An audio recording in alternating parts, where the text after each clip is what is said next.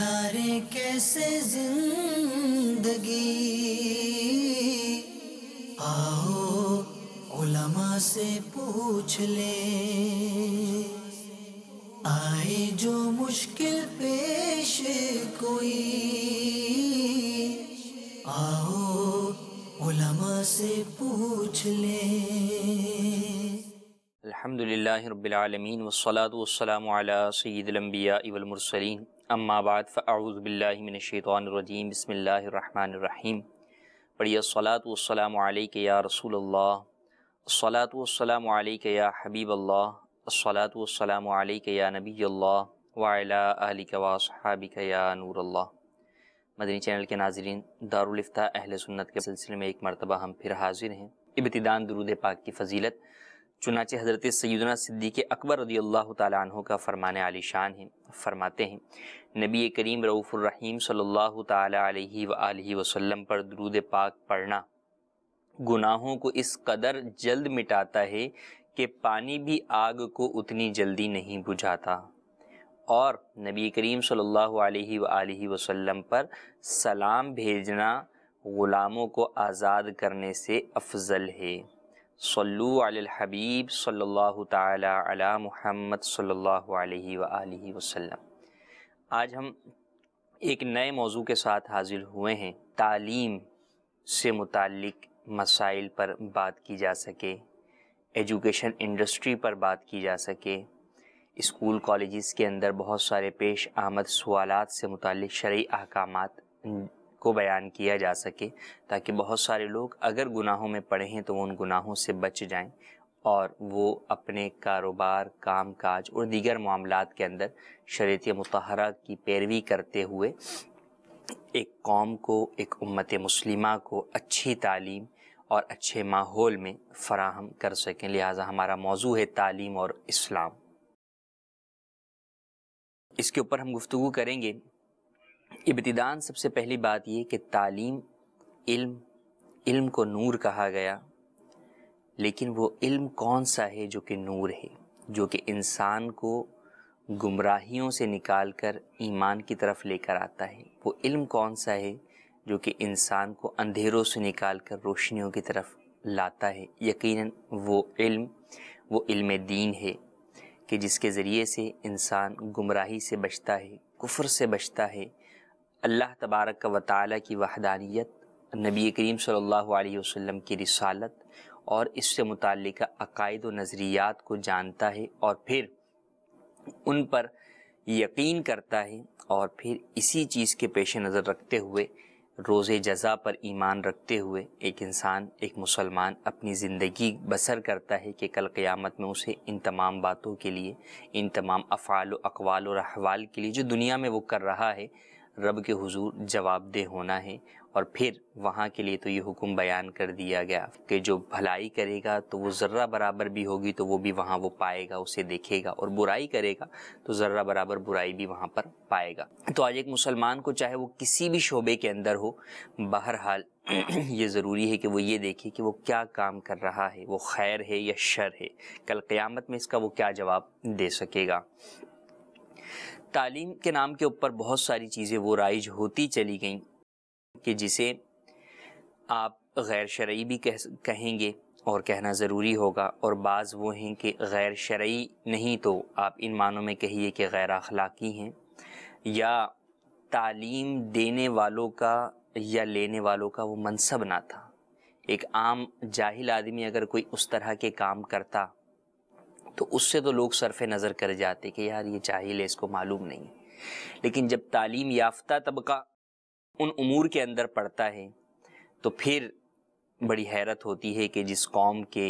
تعلیم دینے والوں کا یہ حال ہو تو پھر اس قوم کا کیا حال ہوگا۔ اور اسی طرف جو ہے وہ کئی چیزوں کے اندر بزرگوں نے بھی اشارہ جو ہے وہ کیا ہے، جیسے ڈاکٹر اقبال نے بھی جو ہے وہ ایک شعر کہا ہے کہ خوش تو ہیں ہم بھی جوانوں کی ترقی سے، مگر لب خنداں سے نکل جاتی ہے فریاد بھی ساتھ۔ ہم سمجھتے تھے کہ لائے گی فراغت تعلیم، کیا خبر تھی کہ چلا آئے گا الحاد بھی ساتھ۔ الحاد مطلب بے دینی۔ تو دنیاوی تعلیم آئی تو اس سے لوگ خوش بھی ہوئے کہ ترقی ہوگی، جناب والا ملک ترقی کرے گا، امت ترقی کرے گی، لیکن ساتھ ہی ساتھ وہ اپنے ساتھ سائیڈ ایفیکٹس بھی لیتے ہوئے آئی، اور وہ الحاد تھا، بے دینی تھی۔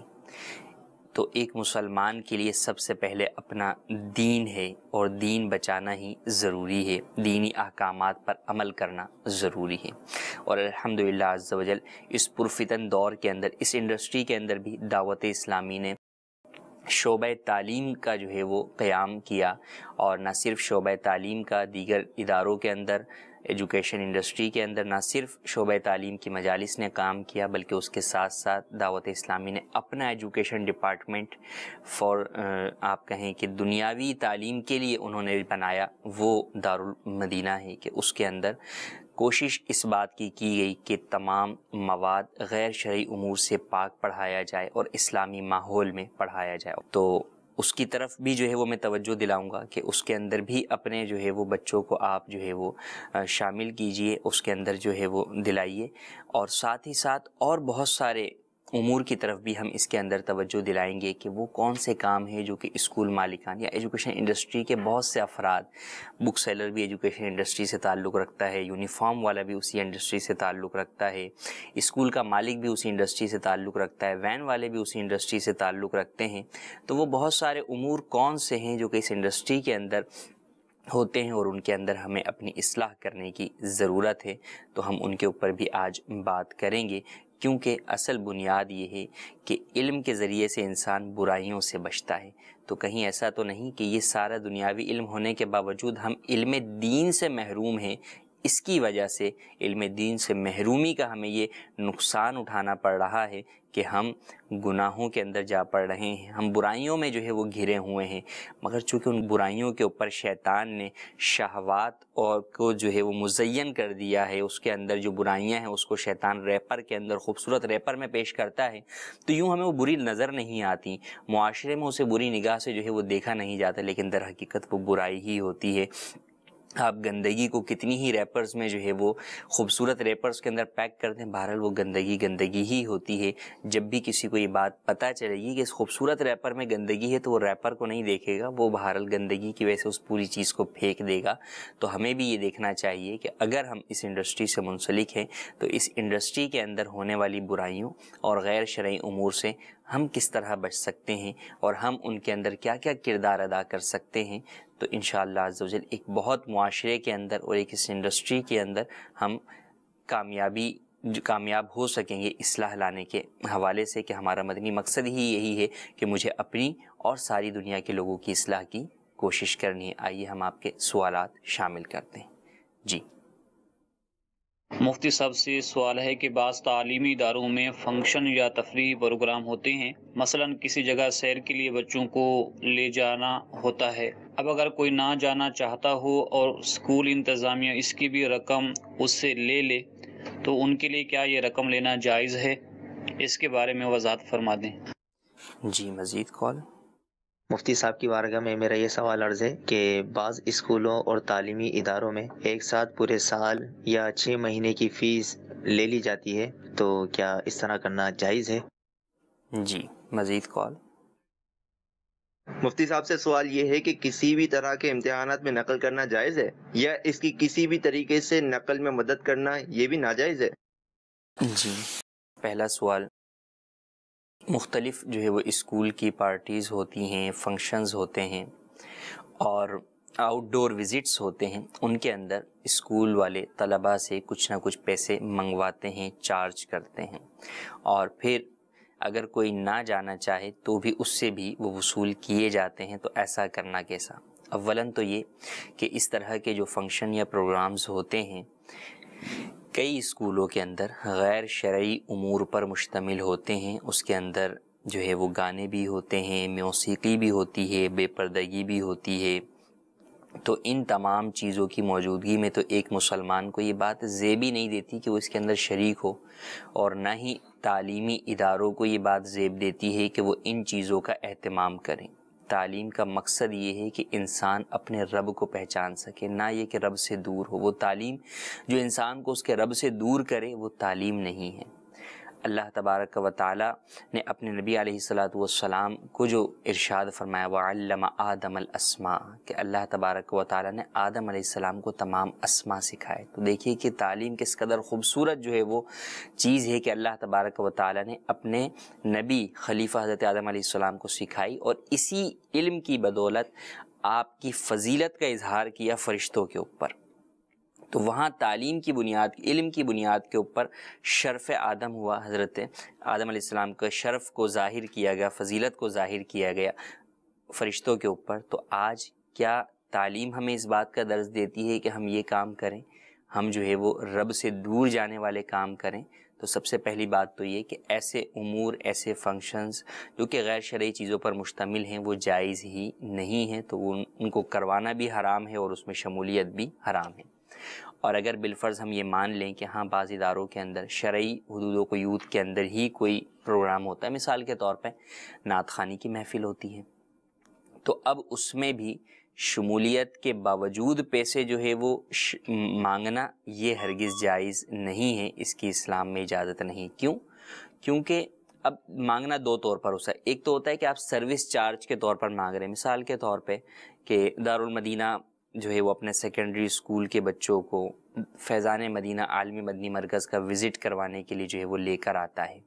اب اس کے اندر وہ بچوں سے کرائے کی مد میں چارج کرتے ہیں، یہ تو ٹھیک ہے، لیکن اس میں وہی ہے کہ جو بچے شامل ہوں گے انہی سے کرایہ لیا جائے گا، جو شامل نہیں ہوں گے ان سے کرایہ نہیں لیا جائے گا. اچھا، ایسا ہوتا ہو یہ ضروری نہیں ہے، میں مثال کے طور پہ سمجھانے کے لیے عرض کر رہا ہوں.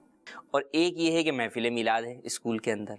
تو اب محفل میلاد کا اہتمام اسکول کر رہا ہے، تو اس کے اندر بطور چندہ تو جو ہے وہ طلبہ شریک ہو سکتے ہیں، اور وہ بھی طلبہ جو کہ نابالغ ہیں، اپنے پیسوں سے شامل نہیں ہو سکتے. ہاں، والدین جو ہے وہ اپنے طور پر جو ہے وہ چندہ دیں تو وہ ٹھیک ہے. اب اس چندے کے اندر بھی اگر زور زبردستی ہو کہ نہیں دینا ہی ہے تمہیں چندہ، یہ تو جائز ہی نہیں ہے. چندہ تو جبری طور پر ہوتا ہی نہیں ہے. چندہ تو جو ہے وہ ایک ترغیب ہوتی ہے، آپ اس کے اندر جو ہے وہ اختیار ہوتا ہے کوئی دے یا نہ دے. تو جہاں چندے کی سی صورت ہوگی تو وہاں پر تو شمولیت کے باوجود بھی جبر جائز نہیں ہے. تو جائے کہ شمولیت نہ ہو اور پھر جبری طور پر جو ہے وہ چندہ لیا جائے، تو ایسا کرنا ہرگز جائز نہیں ہے. جہاں پر آپ سروس کسی کو دے رہے ہیں اس سروس کا آپ اجرت تو لے سکتے ہیں، لیکن جب کوئی شخص وہ سروس لے ہی نہیں رہا، وہ آپ کی اس چیز میں شمولیت ہی اختیار نہیں کر رہا، تو ایسی صورت میں آپ کا اسے زبردستی سروس چارج کرنا یہ گویا کہ اس کے اوپر جرمانہ لگانا ہے، پینلٹی لگانا ہے، اور یہ حرام ہے، اس کی اسلام میں ہرگز اجازت نہیں ہے. اچھا، دوسرا سوال ہے کہ ایڈوانس جو ہے وہ سال بھر کی فیس لے لی جاتی ہے، یا بعض جگہوں پر 6 ماہ کی لے لی جاتی ہے، یا بعض جگہوں پر 3 ماہ کی بھی لی جاتی ہے، یا بعض جگہوں کے اوپر میرے بھی سننے میں آیا کہ وہاں پر جون جولائی کے مہینوں کی جو گرمیوں کی چھٹیوں کے ماہ ہوتے ہیں ان کی فیس ہر سال کی جنوری میں لے لی جاتی ہے. دیکھیں، ایڈوانس کے طور پر فیس لینے میں تو حرج نہیں ہے، لیکن اگر وہ شخص اس ماہ تک آپ کے اسکول میں کنٹینیو نہیں کرتا ہے، کسی وجہ سے وہ چھوڑ جاتا ہے، تو پھر بہرحال یا آپ نکال دیتے ہیں اسے، تو پھر بہرحال آپ کو وہ فیس واپس کرنی ہوگی. جیسے اگر کسی نے جون جولائی کی فیس جنوری میں لے لی اور تعلیمی سال ختم ہوتا ہے ہمارے ہاں مارچ کے اندر، اب وہ مارچ کے اندر کوئی شخص جو ہے وہ اپنے بچے کو چھڑوا دیتا ہے اور وہ کسی اور اسکول میں جو ہے وہ ڈلوانا چاہتا ہے، تو اب بہرحال جون جولائی کی فیس واپس ہی کرنی ہوگی، کیونکہ تعلیمی سال کے ضمن میں جو کہ ہمارے ہاں اپریل سے جو ہے وہ مارچ تک کا چلتا ہے، اس کے ضمن کے اندر جو ہے وہ جون جولائی کی فیس آتی ہے. جنوری سے لے کے جو ہے وہ آگے تک کے ضمن میں نہیں آتی، تو جو اس سے پہلے چھوڑ جائے گا تو بہرحال اس کو وہ فیس واپس کرنی ہو. یہی 6 ماہی یا سالانہ یا 6 ماہی والوں کی صورتحال میں ہے کہ اگر یہ اس طور پر ہے کہ جناب چھوڑ کر جائے گا تو ہم بقیہ جو ہے وہ جو بھی فیس لی ہوئی وہ واپس نہیں کریں گے، ضبط کر لیں گے، ایسا کرنا جائز نہیں ہے. ہاں، جو چھوڑ کر جا رہا ہے وہ بھی بلا وجہ شرعی نہیں چھوڑے گا. اگر اس نے ایگریمنٹ کیا ہے اسکول کے ساتھ کہ بھائی میں 1 سال پڑھاؤں گا، تو اب اس ایگریمنٹ کو پورا دونوں طرف سے کیا جائے گا، اسکول انتظامیہ کی جانب سے بھی اور پیرنٹس کی جانب سے بھی. لیکن اگر کوئی واقعی شرعی عذر ہے اس کی بنیاد پر جو ہے وہ نکالا جا رہا ہے یا وہ چھوڑ کر جا رہے ہیں، تو ایسی صورت میں بہرحال جتنے ماہ باقی ہیں ان مہینوں کی فیس واپس کرنی ہوگی وہ فیس جو ہے وہ ضبط کر لینا یہ جائز نہیں، بلکہ اگر وہ والدین نہ بھی لینے آئے تو بھی اسکول انتظامیہ پر لازم ہے کہ ان کا مال ان تک ان سے رابطہ کر کے پہنچائے۔ ان کے مال کو روکے رکھنا ان کے لیے جو ہے وہ گناہ کا سبب ہوگا، اور کل اس کا ان کو قیامت کے اندر حساب دینا ہوگا، لہٰذا ان تمام چیزوں کا حساب کرتے ہوئے وہ واپس کیا جائے گا۔ یوں ہی بعض جگہوں کے اوپر ایگزامینیشن کی فیس لے لی جاتی ہے، اب اگر بچہ ایگزامینیشن سے پہلے ہی جو ہے وہ چھوڑ کر چلا گیا تو پھر وہ فیس بھی واپس کرنی ہوگی۔ تو دار و مدار اس پر ہے کہ آپ سروس کیا دے رہے ہیں اور اس سروس کے بدلے میں کیا اجرت آپ لے رہے ہیں۔ تو جب سروس ہوگی تو اجرت ہوگی، اگر وہ سروس آپ نے فراہم ہی نہیں کی تو پھر بہرحال اگر اجرت آپ ایڈوانس میں لے چکے ہیں تو وہ آپ کو واپس کرنی ہوگی۔ تیسرا سوال نقل سے متعلق ہے۔ بورڈز کے بھی امتحانات جو ہے وہ ہونے کے لیے جا رہے ہیں، کئی جو ہے وہ طلباء جو ہے وہ لوگوں کی باتوں میں آ کے، بچوں کی باتوں میں آ کے نقل کی طرف لگ جاتے ہیں، یا جو ہے وہ تیاری نہیں کرتے اس وجہ سے نقل میں لگ جاتے، یا ہو سکتا ہے کہ اسکول کے امتحانات کے اندر بھی جو ہے وہ نقل کرتے ہوں۔ تو سب سے پہلی بات تو یہ ہے کہ دیکھیں نقل ہے کیا؟ نقل کرنا حرام ہے، کیونکہ آپ دھوکہ دے رہے ہیں۔ آپ اپنے امتحان لینے والے ممتحن کو یہ بات ظاہر کر رہے ہیں کہ مجھے یہ مضمون پورا آتا ہے اور یہ جو سوالات آپ نے پوچھے ہیں یہ میں اپنی علمی قابلیت کی بنیاد پر لکھ رہا ہوں۔ تو یہ آپ دھوکہ دے رہے ہیں، حالانکہ آپ علمی قابلیت کی بنیاد پہ تو نہیں لکھ رہے، آپ تو نقل کر کے جو ہے وہ لکھ رہے ہیں، تو آپ میں وہ قابلیت نہیں ہے، تو یہ آپ دھوکہ دے رہے ہیں۔ اور پھر نمبر حاصل کر کے آپ گویا کہ اپنے اس دھوکے کے ذریعے سے دیگر جو آپ کے کلاس فیلوز ہیں یا امتحانات کے سے متعلقہ جو آپ کے جو فیلوز ہیں، آپ ان کے بھی جو ہے وہ حق تلفی کر رہے ہیں، کیونکہ اگر آپ نقل نہ کرتے تو آپ کے نمبر کم آتے، آپ نیچے ہوتے۔ اور جو حقیقت میں تعلیم حاصل کر کے درست آیا ہے، اچھے طریقے سے پڑھ کے آیا ہے، وہ جب امتحان دیتا تو اس کے نمبر جو ہے وہ اوپر ہوتے، لیکن آج نقل کی وجہ سے آپ کے نمبر اوپر چلے گئے، اس کے نیچے چلے گئے، تو یہ حق تلفی بھی ہے۔ اور ویسے بھی اس کے اپنے بھی جو ہے وہ نقصانات ہی ہیں کہ اگر آج آپ پڑھ کر پاس ہو بھی گئے تو ڈگری لے کر کیا کریں گے؟ ڈگری لینے والے تو آپ بھی جانتے فی زمانہ بہت جو ہے وہ گھوم رہے ہیں، بہت سارے ڈگریوں کے بغیر افراد وہ ہیں جو کہ جاب پر بھی جو ہے وہ ہیں۔ تو اصل ہوتی ہے آپ کی اپنی صلاحیت، علمی صلاحیت، خداداد صلاحیت۔ تو آپ کی صلاحیت کیا ہے، آپ نے علم سیکھا کیا ہے، آگے آپ نے وہی ڈیلیور کرنا ہے۔ اگر آپ کسی جاب پر جاتے ہیں یا آپ پڑھانے کے لیے جاتے ہیں تو اگر آپ کو آتا نہیں ہوگا تو آپ پڑھائیں گے کیا؟ کیا ڈگری دکھا کر پڑھا دیں گے، یا آپ کی ڈگری پڑھائے گی یا آپ کے نمبر پڑھائیں گے؟ ایسا نہیں ہوگا۔ تو آپ گویا کہ ایک پورے سسٹم اور نظام کو جو ہے وہ مفلوج جو ہے وہ کرنے کے لیے جا رہے ہیں، قوم کو نقصان پہنچانے کے لیے جا رہے ہیں۔ تو ایسا کرنا قانوناً بھی جو ہے وہ جرم ہے، شرعاً اور اخلاقاً بھی جو ہے وہ جرم ہے اور ناجائز اور گناہ ہے، اور اس میں تعاون کرنے والے افراد بھی گناہ گار ہیں۔ جو لوگ اس طرح کے گناہوں کے اندر مددگار بنتے ہیں، فوٹو اسٹیٹ والے ہیں کہ وہ پتہ ہے کہ بھئی مائکرو اس طرح کی جو ہے وہ بنا کر دے رہے ہیں، انہیں معلوم ہے کہ یہ نقل کے لیے بنوائے جا رہے ہیں، تو وہ بھی جو ہے وہ گناہ گار ہوں گے۔ یوں ہی جو اگر پیپرز کو لیک آؤٹ کر رہے ہیں وہ بھی گناہ گار ہوں گے۔ تو یہ جتنے بھی افراد اس گناہ کے اندر جو ہے وہ کسی نہ کسی طریقے سے تعاون کر رہے ہوتے ہیں، وہ اپنی آخرت کو داؤ پر لگا رہے ہوتے ہیں۔ انہیں چاہیے کہ اللہ عز و جل کی بارگاہ میں سچی توبہ کریں اگر پہلے کچھ ایسا کر چکے ہیں، اور آئندہ ہرگز ایسا نہ کریں۔ جی مزید کال۔ مفتی صاحب سے میرا ایک سوال ہے کہ میں یہاں ایک پرائیویٹ اسکول میں چوکیدار ہوں بابا کے حیثیت سے۔ یہاں پر پیرنٹس جو آتے ہیں وہ اکثر کچھ نہ کچھ پیسے دے کے چلے جاتے ہیں، یہ بتائیں مجھے کہ وہ پیسے جائز ہیں یا نہیں؟ جی، بابا ہیں اور ان کو جو ہے وہ پیسے دے کر چلے جاتے ہیں، اگر یہ سوال نہیں کرتے، ویسے ہی لوگ جو ہے وہ غریب سمجھتے ہوئے مدد کر دیتے ہیں، تو ایسی صورت کے اندر لینے میں حرج نہیں ہے، جبکہ اسکول انتظامیہ وغیرہ کی جانب سے ممانعت نہ ہو۔ اگر اسکول انتظامیہ کی جانب سے ممانعت ہو تو پھر نہ لیا جائے، اور اس کے علاوہ بھی بہرحال بچنا چاہیے ان چیزوں کے اندر، جو ہے وہ خودداری والی کیفیت ہو تو بچنا بہرحال بہتر ہے۔ جی مزید کال۔ عبد الرزاق اتاری ہند کے شہر گلبرگہ سے عرض کر رہا ہوں، میرا مفتی صاحب کی بارگاہ میں یہ سوال ہے کہ جہاں پر کو ایجوکیشن سسٹم ہوتا ہو اس کالج یا پھر اس سے ایسے اسکول میں پڑھانا کیسا ہے؟ جی مزید کال۔ سر ارشد بات کر رہا ہوں، ایڈمنسٹریٹر اسکول کا۔ میں مفتیان کرام اہل سنت سے یہ پوچھنا چاہتا ہوں کہ کچھ دکاندار اور کچھ پبلشر وغیرہ اسکول میں آ کے کچھ کمیشن وغیرہ کی آفرز کر رہے ہوتے ہیں۔ میں یہ پوچھنا چاہتا ہوں کہ شرعی لحاظ سے اس کی کیا حیثیت ہے؟ کیا کمیشن لینا درست ہے یا کس حد تک غلط ہے یا کس حد تک درست ہے؟ یہ دوسرے سوال کو ہم پہلے جو ہے وہ کنٹینیو کرتے ہیں، اس کا میں جواب دیتا ہوں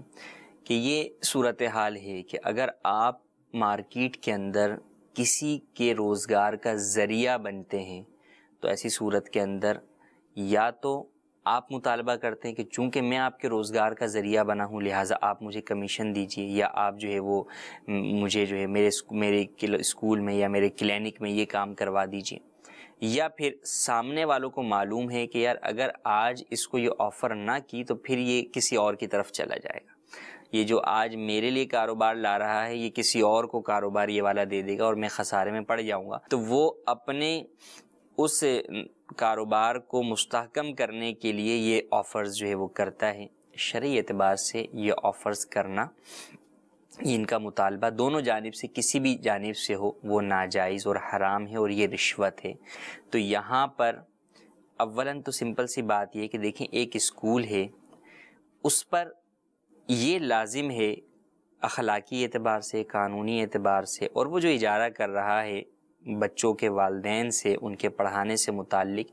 تو اس پر یہ بات پہلے ہی لازم ہے کہ وہ کتابوں کو سلیکٹ کرے اور اپنے بچوں کے لیے اچھی کتب کو منتخب کرے، اس کا انتخاب کرے۔ اب جب اس نے یہ انتخاب کر لیا جو اس کے اوپر لازم تھا، تو اس انتخاب کے اندر اس نے سامنے والے کا تو کوئی کام نہیں کیا، پبلشر کا تو کوئی کام نہیں کیا، یا اگر یونیفارم کا انتخاب کیا ہے تو یونیفارم کے اندر اس نے پبلشر کا تو کوئی کام نہیں کیا، اس نے تو اپنے اسکول کے اعتبار سے اس چیز کو کیا ہے۔ اب وہ اسکول کا یونیفارم کسی بھی جگہ سے مل جائے، یا کوئی والدین جو ہے وہ مارکیٹ سے کپڑا اٹھا کے گھر میں ہی جو ہے وہ سی لیں، ہاں یہ کہ بھئی فلاں اسکول کو بتا دیا کہ ہمارے اسکول میں فلاں رنگ کا جو ہے وہ یونیفارم جو ہے وہ شامل ہے، اگر آپ فلاں دکان کو بتا دیا یا فلاں جو ہے وہ اسٹور کو بتا دیا، اگر آپ یہ رکھیں گے تو ٹھیک ہے، ہم والدین کو آپ کی طرف ریفر کر دیں گے، بتا دیں گے کہ فلاں جگہ سے جو ہے وہ یہ چیز مل رہی ہے۔ تو یہ ایک مسلمان کا دوسرے مسلمان کو مشورہ دینا ہے، خیر خواہی ہے، تو یہ خیر خواہی کے اوپر جو ہے وہ کمیشن کا مطالبہ نہیں کیا جا سکتا۔ یہیں سے دین اسلام کا حسن ظاہر ہوتا ہے کہ دین اسلام یہ نہیں کہتا کہ آپ جناب والا کسی کو مشورہ بھی دیں تو پیسے ہی لے کر دیں، نہیں، اسلام یہی کہتا ہے کہ دیکھیں دین خیر خواہی کا نام ہے، خیر چاہنے کا نام ہے، خیر خواہ مطلب خیر چاہنے والا، تو خیر خواہی کا نام ہی تو دین ہے۔ تو ایک مسلمان دوسرے مسلمان کے ساتھ خیر خواہی کرتا ہے، یہ اس کے مسلمان ہونے کا اور ایک دوسرے کے آپس میں بھائی ہونے کا تقاضا ہے۔ کیا کوئی اپنے بھائی سے مطالبہ کرتا ہے اس طرح کا؟ نہیں کرتا۔ تو آپ کا وہ مسلمان بھائی ہے، اگر آپ کی وجہ سے اس کا ذریعہ روزگار بن رہا ہے تو اس کے اندر آپ کا جو ہے وہ اس سے پیسوں کا مطالبہ کرنا یہ بے جا ہی ہے۔ آپ کی اس کے ساتھ یہ بھلائی ہے، اس کو بھلائی ہی رہنے دیجیے، اس کو نیکی ہی رہنے دیجیے، اس کو گناہ کے زمرے میں نہ لے کر جائیے۔ اسی طریقے سے آپ نے کتاب کا انتخاب کیا تو پبلشر تو ویسے ہی کتاب جو ہے وہ چھاپ رہا ہے، آپ نے اچھی کتاب کا انتخاب کر لیا تو آپ نے پبلشر کے لیے تو کوئی کام نہیں کیا، آپ نے کتاب کا انتخاب کیا۔ اب چونکہ وہ کتاب زیادہ بکے گی تو پبلشر کا فائدہ ہوگا، تو ٹھیک ہے، پبلشر نے اگر اچھی کتاب بنائی ہے، آپ نے انتخاب کیا اور وہ کتاب مارکیٹ میں چل رہی ہے جس سے پبلشر کو فائدہ ہو رہا ہے، تو پبلشر کی اپنی محنت ہے نا کہ اس نے اچھی کتاب بنائی ہے، اور اس کے اچھی کتاب بنانے کی وجہ سے آپ نے اس کو منتخب کیا اپنے اسکول کے لیے، تو آپ نے تو اس کے لیے کوئی کام نہیں کیا۔ آپ یہ کہ میں نے منتخب کیا، تو آپ پر تو منتخب کرنا پہلے ہی لازم تھا، ذمہ داری تھی آپ پر کہ آپ اسکول کے لیے اچھی کتاب کا انتخاب کریں۔ اگر آپ نہیں کرتے تو آپ کا اسکول پڑ جاتا، آپ کے اسکول کی جو ہے وہ کیفیت ہی جدا ہوتی، لوگ تعلیمی معیار سے مطمئن نہیں ہوتے۔ تو یہ سب کچھ جو کیا وہ تو آپ نے اپنے اسکول کے لیے کیا، آپ نے اس پبلشر کے لیے تو کچھ نہیں کیا۔ تو اب اس پبلشر سے آپ کا مطالبہ کرنا کہ مجھے پروفٹ دو، میں اتنا بزنس تمہاری طرف لے کر آیا ہوں، یہ ہرگز جائز نہیں ہے۔ اور پھر ہوتا کیا ہے، یہ تو ایک پہلو ہے، دوسرا پہلو پھر یہ ہوتا ہے کہ لوگ کمیشن کے چکر کے اندر اپنی ذمہ داریوں سے غافل ہو جاتے ہیں۔ ایک شخص ہے، اس کے سامنے 2 کتابیں اپنے اسکول میں انتخاب کے لیے، ایک کتاب اچھی ہے، بہت اچھی ہے، لیکن مثال کے طور پہ اس کا پبلشر کوئی کمیشن نہیں دیتا اسکول والے کو، وہ اس کو نہیں لے گا۔ دوسری کتاب ہے جو کہ پہلے والے کے مقابلے میں کم اچھی ہے وہ بھی اچھی، لیکن چاہیے کیا یہ تھا کہ دونوں اچھی میں سے سب سے بہتر کا انتخاب کیا جاتا، لیکن میں سب سے بہتر کا انتخاب اس لیے نہیں کر رہا کیونکہ مجھے اس پر کمیشن نہیں مل رہا، لہٰذا میں اپنے پیرنٹس، اپنے بچوں کے لیے گویا کہ یہاں پہ خیر خواہی نہیں کر رہا۔ خیر خواہی تو یہ تھی، میری جاب کا تقاضا تو یہ تھا، میرے ایگریمنٹ کا تقاضا تو یہ تھا کہ میں بہتر سے بہتر جو ہے وہ تعلیمی کتاب کا انتخاب کرتا، لیکن میں صرف لالچ میں آ کر، ہرس میں آ کر، 4 پیسے کمانے کے چکر میں آ کر میں اپنے ذمہ داری سے غافل ہو رہا ہوں اور وہاں پر میں کمپرومائز کر رہا ہوں صرف لالچ کی خاطر، اور میں کم بہتر چیز کو اختیار کر رہا ہوں، یا بعض جگہوں پر ہو سکتا ہے کہ بالکل ہی گھٹیا چیز کو بھی اختیار کیا جاتا ہو صرف اس لیے کہ یہاں سے مجھے پیسہ زیادہ مل رہا ہے۔ تو یہاں پر آپ اپنی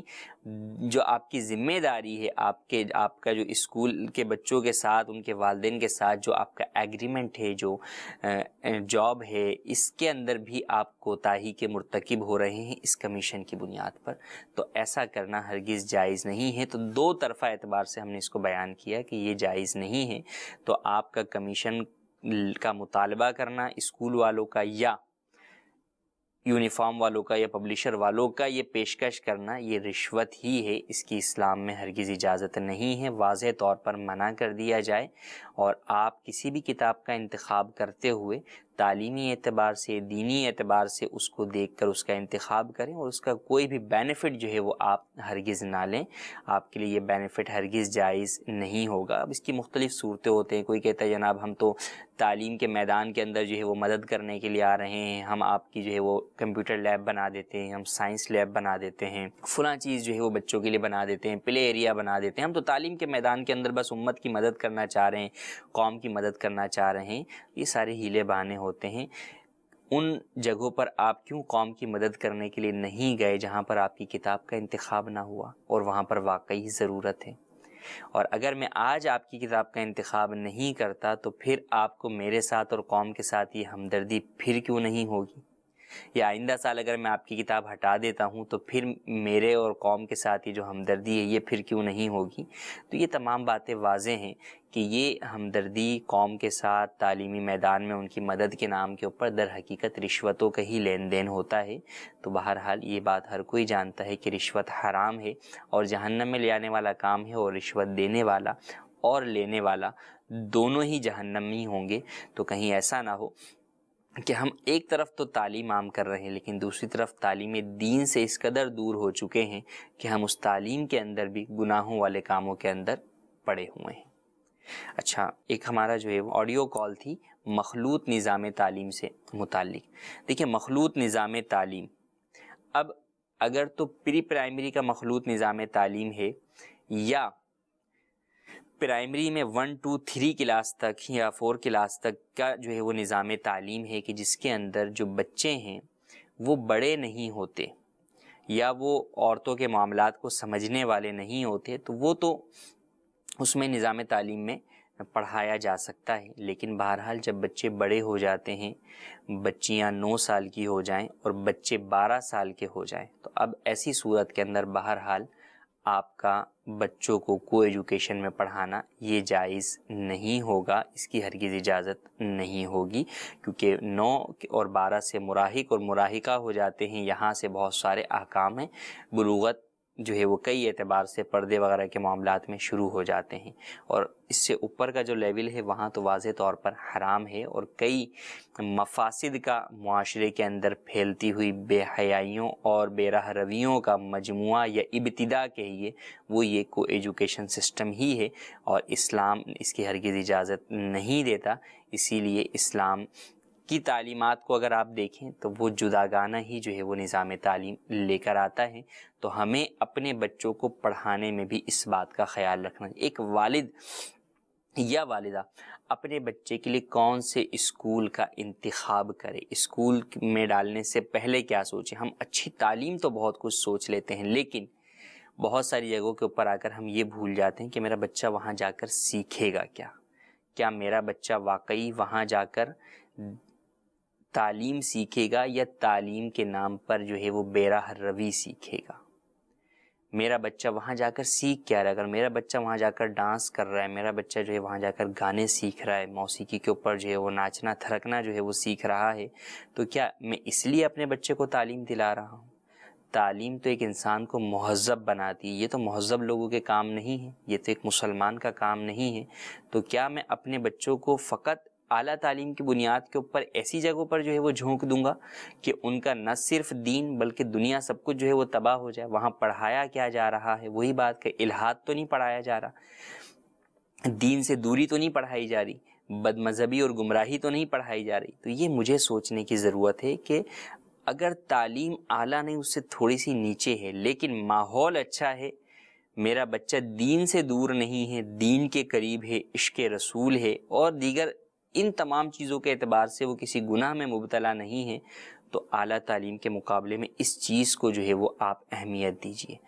کیونکہ کل قیامت میں آپ سے جو سوال ہونا ہے وہ اعلیٰ تعلیم کا نہیں ہونا, آپ سے سوال تربیت اولاد کا ہونا ہے. آپ نے اپنے اولاد کی دین کے لیے کتنی جو ہے وہ قربانیاں دیں, دین کے لیے کیا سوچا, اس کی تربیت آپ نے کیا کی, اس کے عقائد و نظریات کے تحفظ کے لیے آپ نے کیا کردار ادا کیا, اور ساتھ ہی ساتھ اس کے اقوال و افعال اور احوال کے لیے آپ نے کیا کردار ادا کیا اور ان کی کیا تربیت کی. تو اس حوالے سے اگر ہم دیکھیں تو یقیناً دارالمدینہ دعوت اسلامی کا اس اعتبار سے بہرحال ہر کئی مقامات پر کئی چیزوں کے اندر نمایاں ہے کہ وہ ان چیزوں کے اندر تو ہمارے بچوں کو کم از کم گناہوں سے بچا کر رکھے ہوئے ہے, اور یہاں پر عقائد و نظریات کا تحفظ, نہ صرف تحفظ بلکہ عشق مصطفیٰ صلی اللہ علیہ وسلم کا فروغ بھی ہے. جی مزید کال. صاحب کے بارے میں سوال ہے کہ یہ جیسے تعلیم کے حوالے سے آپ فرما رہے ہیں, گرمیوں کی چھٹیوں کے حوالے سے سوال ہے کہ 2 ماہ کی چھٹیاں دیتے ہیں بچوں کو اور ان کی فیسیں بھی لے لیتے ہیں, تو جبکہ اس میں پڑھائی نہیں ہوتی, تو اس کے بارے میں شرعی حکم کیا ہے؟ ہماری رہنمائی فرما دیں. جی مزید کال. الطاف رضا خان ہند کے شہر ناسک سے عرض کر رہا ہوں. میرا سوال یہ ہے کہ اسکول میں تو 12 مہینے کی فیس لی جاتی ہے, لیکن میں اسکول کے بچے چھوڑتا ہوں اور ان کے میں 11 مہینے کے پیسے لیتا ہوں, جبکہ 11واں مہینہ جو اپریل کا آتا ہے, اپریل کے 12, 13 یا 15 تاریخ یا 16 تاریخ تک اسکول رہتی ہے, تو اپریل کے پیسے لینا وہ جائز ہے یا نہیں؟ جواب ارشاد فرما دیجئے. جزاکم اللہ الخیر. جی مزید کال. مفتی صاحب کی بارگاہ میں یہ عرض ہے کہ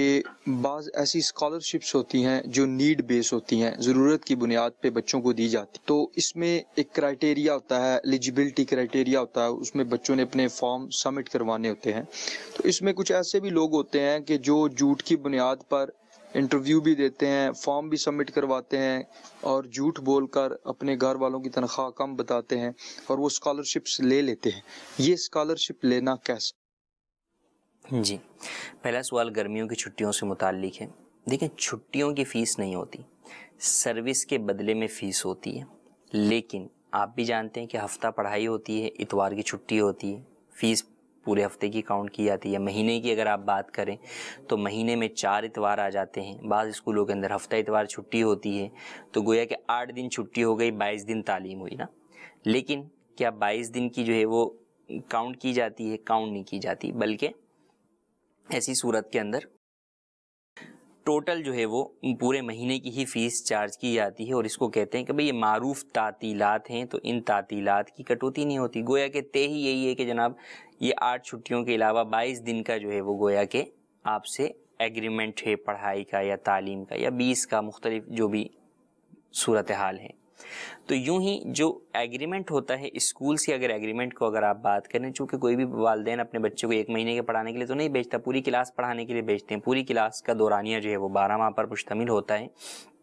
تو اس 12 ماہ کے درمیان میں یہ چھٹیاں آتی ہیں, تو گویا کہ یہ پورے سال کا ہی ایگریمنٹ ہے. اور اس ایگریمنٹ کے اندر یہ چھٹیاں جو ہے وہ جس طرح کی جمعہ ہفتہ اتوار کی چھٹیاں آتی ہیں, اسی طرح کی یہ چھٹیاں پورے ماہ کے اس میں ہیں. اس کو آسان لفظوں کے اندر آپ دوسرے معنوں کے اندر یوں بھی جو ہے وہ سمجھ سکتے ہیں کہ گویا کہ اگر ایک اسکول کی فیس 1000 روپے ہے اور پورے سال کی فیس اس کی ہوئی 12000, تو گویا کہ اسکول آپ سے 12000 جو ہے وہ فیس طے کرتا ہے سال کی, اور اس کی قسطیں بنا دیتا ہے وہ کہ آپ 1000 روپے جو ہے وہ مہینہ دیں گے آپ. یوں جو ہے وہ قسطیں جو ہے وہ بنا دیتا ہے اور اس کو مہینوں پر ڈیوائڈ کر دیتا ہے، اور درمیان کے اندر یہ جو 2 ماہ کی چھٹی ہوتی ہے یہ اسی طور پر ہوتی ہے جیسے جمعے، ہفتے یا اتوار کی جو چھٹیاں ہوتی ہیں اس طور پر کاؤنٹ کی جاتی ہیں۔ تو عرف کی وجہ سے چونکہ ان چھٹیوں کے اندر جو اسکول میں کام کرنے والے لوگ ہوتے ہیں ان کی تنخواہیں جا رہی ہوتی ہیں، اسکول کا اپنا جو ایکسپینس اگرچہ کم ہو جاتا ہے لیکن بہرحال لائٹ یا رینٹ پر جگہ لی ہوئی ہے تو وہ ساری چیزیں شامل ہوتی ہیں، تو اس اعتبار سے علماء نے اس کی اجازت دی ہوئی ہے، تو یہ چھٹیوں کی فیس لی جا سکتی ہے۔ ہاں بعض جگہوں پر یہ بھی ہے کہ اگر آپ بچے کا اسکول میں داخلہ کروائیں گے اگست میں تو وہ کہتے ہیں جون جولائی کی فیس دیجیے، یہ درست نہیں ہے۔ جب بچے نے وہ پڑھا ہی نہیں پہلے تو اب جون جولائی کی فیس کا تقاضا نہیں کیا جا سکتا، اب بہرحال اگست سے ہی جو ہے وہ آگے کنٹینیو کیا جائے گا، جون جولائی کی فیس کا آپ تقاضا نہیں کر سکتے۔ اچھا، اسی سے متعلق دوسرا ہمارا جو ہے وہ سوال تھا، اور شاید میرے خیال سے یہ وین ڈرائیور ہیں ہمارے جن کا یہ سوال تھا کہ میں بچوں کو جو ہے وہ 11 ماہ کی جو ہے وہ فیس چارج کرتا ہوں۔ انہوں نے 11 ماہ کا کہا، یہ سمجھ نہیں آیا، حالانکہ 12 ماہ کی ہی عموماً جو ہے وہ فیس وصول کی جاتی ہے۔ تو اب یہ کہہ رہے ہیں کہ اپریل کے اندر جو ہے وہ چھٹیاں ہو جاتی ہیں، یا مارچ کے اندر ایسا ہوتا ہے کہ فائنل ٹرم ہونے کے بعد کچھ ایام جو ہے وہ چھٹیوں کے باقی ہوتے ہیں۔ تو اب اس میں 2 صورتیں ہیں، معروف ہے کہ بھئی اتنی چھٹیاں ہوتی ہیں اور اس کے باوجود بھی جو ہے وہ اس ماہ کی فیس چارج کی جائے گی اور والدین بھی راضی ہیں اور عرف کے مطابق ہی چھٹیاں ہیں، تو ٹھیک ہے، وہ اس کے جو ہے وہ پیسے چارج کر سکتے ہیں۔ لیکن دیکھیں 2 چیزیں، ایک یہ ہے کہ چارج کرنا اور ایک یہ ہے کہ مسلمان کے ساتھ خیر خواہی اور بھلائی کرتے ہوئے اس کو بھی جو ہے وہ سہولت دینا۔ یہ وین والوں کے لیے بھی میں عرض کر رہا ہوں اور ساتھ ہی ساتھ اسکول مالکان کے لیے بھی جو ہے وہ ایک میری جانب سے جو ہے وہ ایک ہمدردانہ اور جو ہے وہ پیغام ہے خیر خواہی والا، کہ دیکھیں آپ بھی سمجھتے ہیں کہ آپ کا اسکول اگر چل رہا ہو تو اس کا ایکسپینس کتنا ہوتا ہے، اور اگر اسکول جو ہے وہ آف ہو تو ایکسپینس کتنا ہوتا ہے۔ انڈرسٹوڈ ہے کہ ایکسپینس کے اندر فرق آتا ہے، وین ڈرائیور کا تو بہت ہی فرق آتا ہے کہ وین چلتی ہی نہیں ہے تو اس کا نہ فیول خرچ ہو رہا ہے اور نہ ہی ڈرائیور کی اپنی سروسز جو ہے وہ ہو رہی ہیں، وہ دونوں چیزیں بانڈ ہیں، وہ کسی بھی جگہ پر 2 مہینے جو ہے وہ لگا سکتا ہے۔ تو ایسی صورت کے اندر بہرحال اسکول والوں کو بھی اور وین والوں کو بھی چاہیے کہ اس چیز کے اندر دیکھیں، لوگوں کو سہولت دیں، ان کو جو ہے وہ کنسیشن جو ہے وہ دیں۔ وین والوں کی فیس والا معاملہ تو ویسے بھی محل غور ہے کہ ان کا جون جولائی کی فیس کی چھٹیوں کے جو ہے وہ پیسے لینے کی کیا صورتحال ہے، یہ محل غور ہے، اس کے اوپر میں ابھی جو ہے وہ کلام نہیں کرتا۔ لیکن جو انہوں نے اپریل والا ذکر کیا کہ بھئی آدھا مہینہ جاتے ہیں اور آدھا مہینہ اسکول کی چھٹیوں کی وجہ سے وہ ہوتا ہے، تو پھر ایسی صورت کے اندر والدین کو بھی کچھ نہ کچھ سہولت دینی چاہیے، کنسیشن دینی چاہیے، تاکہ کچھ فائدہ آپ کو ہو تو کچھ فائدہ آپ دیگر مسلمانوں کو بھی پہنچا سکیں، اور اچھی نیت کریں گے تو انشاءاللہ عز و جل اس کے اندر آپ کو ثواب بھی ملے گا۔ تیسرا سوال ہمارا اسکالرشپ سے متعلق ہے، یہ بہت اہم صورتحال ہے، کئی جگہوں کے اوپر اس چیز کا سامنا ہوتا ہے کہ وہی بات ہے کہ مفت میں آئی ہوئی چیز کے لیے ہر کوئی جو ہے وہ ہر طرح کی چیز کرنے کو جو ہے وہ تیار ہو جاتا ہے، یہ نہیں سوچتا کہ کل قیامت پہ مجھے رب کو بھی جواب دینا ہے، میں یہ ساری چیزیں حاصل کر لوں گا تو کیا آپ یہ سوچیں نا کہ اگر کوئی بچہ جھوٹ بول کر اسکالرشپ کے اوپر کوئی تعلیم حاصل کر لیتا ہے، آگے کیا آپ اس سے امید لگائیں گے کہ وہ کسی منصب کے اوپر بیٹھ کر قوم کے لیے جو ہے وہ اچھا کام کرے گا؟ جس چیز کی ابتدائی جو ہے وہ غلط سے ہوئی ہے تو وہ کیا آگے جا کر جو ہے وہ درستگی کی طرف جائے گا؟ تو وہ آگے بھی اسی طرح کی چیزیں چل رہی ہوتی ہیں جس کا حال ہمارا معاشرہ اور قوم پوری ملاحظہ کر ہی رہی ہوتی ہے کہ جس کا نقصان کس طرح پوری قوم کو پہنچ رہا ہوتا ہے۔ تو لہٰذا جھوٹ بول کر اختیار کرنا یا اسکالرشپ لینا ہرگز جائز نہیں ہے، بلکہ بعض اسکالرشپ کے اندر تو زکوٰۃ والی بھی شرط ہوتی ہے، تو وہاں پر تو جو مستحق زکوٰۃ ہوگا وہی لے سکتا ہے، جو مستحق زکوٰۃ نہیں ہے اس کے لیے لینے کی بھی ہرگز اجازت نہیں ہے۔ تو ان باتوں کا خیال کرنا ضروری ہے کہ اسکالرشپ چاہے آپ گورنمنٹ سے لیں یا کہیں سے بھی لیں تو جھوٹ اور دھوکہ دہی کی اجازت ہرگز نہیں ہے، اور اگر کوئی اس کو ویریفائی کرتا ہے اور اس کو جو ہے وہ لکھ کر جو ہے وہ یا اس کی تصدیق کرتا ہے تو وہ بھی اس بات کا خیال کرے کہ تصدیق کرنے والا بھی جواب دہ ہوگا۔ اگر یہ جھوٹی تصدیق کر رہا ہے تو یہ بھی گناہ گار ہوگا، لہذا اس کا بھی بچنا ضروری ہے۔ اللہ تبارک و تعالی سے دعا ہے جو سنا اسے یاد رکھنے، اس پر عمل کرنے، اسے دوسروں تک پہنچانے کی سعادت نصیب فرمائے، آمین بجاہ النبی الامین۔ صلو علی الحبیب صلی اللہ تعالی علی محمد صلی اللہ علیہ وسلم۔ گزارے کیسے زندگی، آؤ علماء سے پوچھ لیں، آئے جو مشکل پیش कोई, आओ उलमा से पूछ ले।